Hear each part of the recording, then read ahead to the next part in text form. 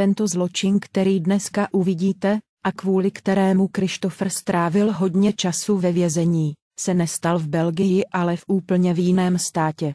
V jedné lékárně v úplně klidném a hezkém městečku Pardubice. Zločin se stal v roce 2004 a Christopher byl ve vězení až do roku 2011. Pane, co tu děláte? Už mám zavřeno. Navalprachi? Cože? Navalprachi ty kravo. Pane, o čem to mluvíte? Naval te mai die prachine bovea, Alexander Gules Sabeu.